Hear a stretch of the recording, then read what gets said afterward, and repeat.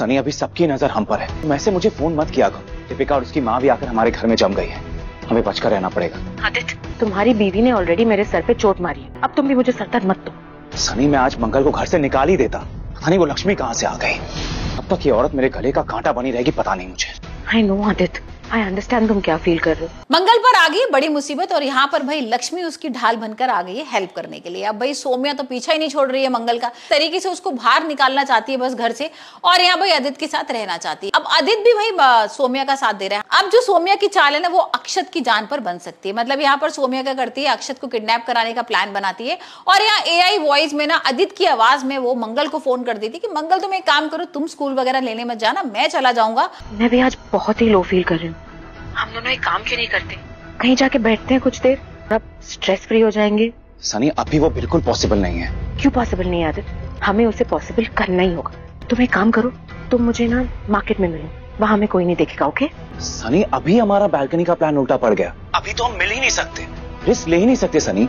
और तुम ना लक्ष्मी क्या चली जाओ। अब सुबह मंगल ने पूछ ही लिया था कि भाई मैं लक्ष्मी क्या चली जाऊं, तो आदित्य ने मना कर दिया था। तो यहाँ पर कुसुम वगैरह के सामने ये चीज थी कि उसने मना कर दिया, और यहाँ पर अचानक से कैसे चली जाएगी, और वही चीज होती है। अब यहाँ पर क्या होता है, मंगल के पास फोन पहुंचता है कि भाई अभी तक अक्षत को लेने कोई नहीं आया, और यहाँ मंगल सोच रही है कि आदित्य जी ने तो ये बोला था ना कि वो लेने जाएंगे, तो वो क्यों नहीं पहुंचे अभी तक। ये बात ही मत करो तुम।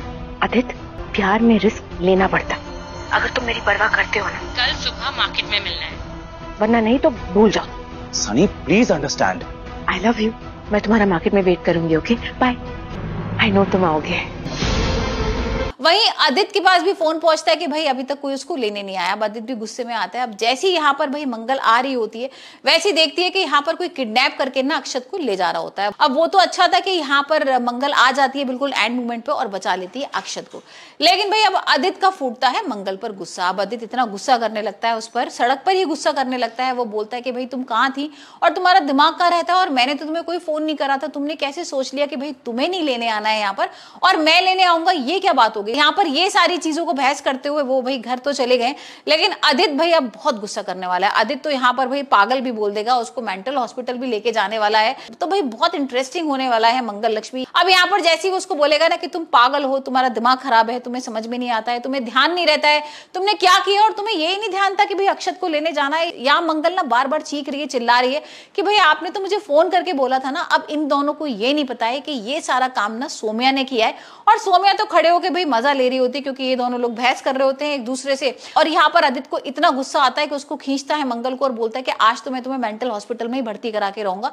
और जैसे ही वो उसको बाहर लेकर आता है, वैसी लक्ष्मी आ जाती है। अब लक्ष्मी उसका हाल देखती ना एकदम वो गले वगैरह मिलने लगती है मंगल। और यहाँ पर भाई अब मंगल ना सब बताती है कि किस तरीके से यहाँ पर अक्षत को वो लेने नहीं पहुंची, जबकि उसकी गलती नहीं थी, आदित्य जी ने उसको फोन किया था। अब यहाँ पर लक्ष्मी को कुछ कुछ समझ में तो आ रहा है कि भाई हो सकता है किसी की ये चाल हो। और यहाँ वो आदित्य को तो जानती है कि आदित्य तो भाई छोटी सी चीज को बात का बतंगड़ बना लेते हैं, और यहाँ पर यही होता है।